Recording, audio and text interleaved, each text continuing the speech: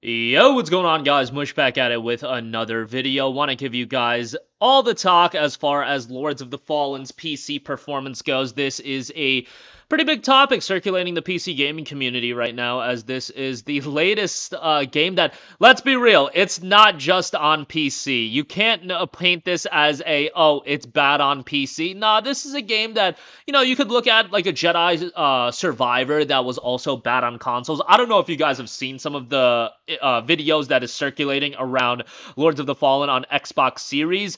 What an abomination the performance is on Xbox Series. But nevertheless, Lords of the Fallen is also performing not so great as far as the PC version goes. I actually have a buddy that's playing the game. I haven't played the game myself yet. Guys, there's so many games coming out that, like, this is one that, I'm not crazy into Souls-like titles, and I check out every From Software game, so when one of the other publishers or devs put out a Souls-like title, I'm not that eager to check it out, but definitely the game looks really good. It's visually very, very good as far as just technical prowess goes. However, the issue with this game is the performance. I saw stuttering, crashes, and low frame rates. And again, on consoles, it is dipping pretty hard. So Rock Paper Shotgun has a pretty in-depth article on a variety of different things going on with the game. Now, obviously, there are fixes. There are workarounds. I saw a lot of people lowering their settings to, yes, low. The low preset, and then adjusting things like the lighting quality. And I believe if the game, how it works is if you go on high or ultra settings, the game auto enables ray tracing. So that's kind of an issue. Nobody really trying to mess around with ray tracing, especially when a game is already cripplingly difficult to run. Right now, the game is sitting at a mixed reception on Steam. It really seems like the majority of the issues are from a technical standpoint, and also some issues as far as the cooperative experience goes. Yeah, the world, the combat, all that seems to be stuff that people are enjoying. However, the constant crashing, the messed up co-op, it looks like that is really deterring a lot of people to check out the game. Now, the thing is, the system requirements for this game were not crazy. It's like, honestly, the system requirements are at the level where it should be Steam Deck verified. Like, I'm not even joking with you guys. Based on what they listed as the system requirements, let's go through it. Minimum system requirements is an Intel Core i5-8400, Ryzen 5 2600, and 12 gigs of RAM. And then graphics is an NVIDIA GTX 1060 or an RX 590. Now, 590 and 1060 aren't really comparable in terms of power, so who knows as far as that's concerned. That's for 720p low quality settings. Now, SSD is preferred. HDD is noted to be supported. Recommended, obviously, it's a little bit higher end with an i7-8700, Ryzen 5 3600, 16 gigs of RAM, and an RTX 2080 or an RX 6700. 45 gigabytes of storage space for this title as well. The thing is, the rhetoric that you see over and over again is that this game is good, but the performance issues are really bogging it down. In fact, if you go on the Steam page for the game, they have an image with a lot of the reviews. 9.5 out of 10, 9 out of 10, 10 out of 10 from IGN France. I like how they minimize the FR, statement, but 10 out of 10 from IGN France. Like, that's kind of relevant. GameSpew 9 out of 10, Game Tyrant 9 out of 10, Shack News 9 out of 10.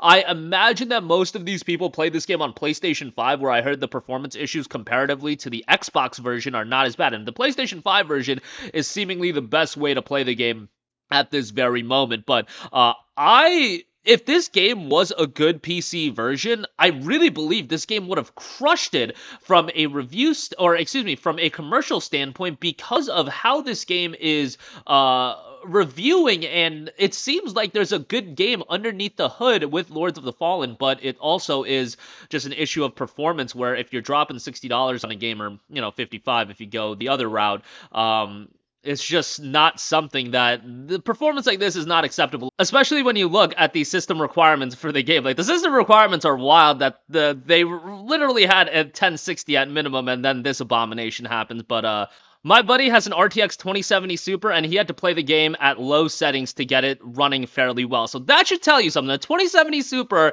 while that's not recommended, that's pretty damn good. And he had to knock it down to 1080p as well to get it working fairly decently. And his PC is not like blow away by today's standard, but it's a comparable PC that should be at the level to run a game like this at 1080p. But yeah, them's the breaks sometimes with these PC versions. What can you do? This is going to be another one where it's probably in your best interest to wait a year, like literally a year. Jedi Survivor on PC at this point is fairly decent, but most people are waiting on that, and given you already waited like what, 6 months, might as well wait for that game to hit the bargain bin. Lords of the Fallen is probably going to be the same deal, that if you're not getting it day one, your best bet is probably to wait a year, get it on sale, and hopefully the version's going to be a lot better after that. It's always going to be a reality as far as people are going to say, why did the developers put this game out? What happened? They knew it was a bad version. Yeah, obviously they knew. They didn't even offer Xbox review codes because they knew the Xbox version was so bad. It's always going to be a thing of there are publishers involved. There are people looking to make a return on their investment. Those are the shot callers as far as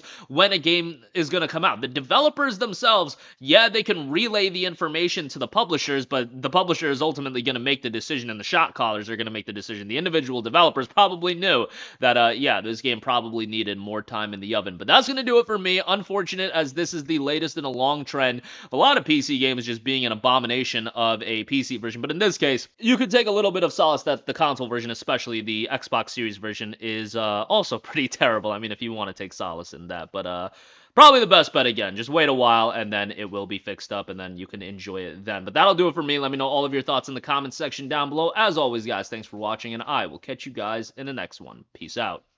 Hey, what's going on, guys? Mush here again. Hope you enjoyed the video. As you guys might know, YouTube's notification system is sometimes a little bit wonky, even if you're subscribed to the channel. Maybe you're not abundantly aware that I uploaded a video. To remedy that situation, make sure you hit the bell notification button. This way, whenever I upload a new video, and I try to upload as consistently as possible, you will be notified directly of the upload, and you can watch it as soon as it goes live. I would really appreciate if you guys hit that button so you can stay up to date with all of the content I'm posting. But as always, guys, thanks for watching, and I'll catch you guys in the next one. Peace out.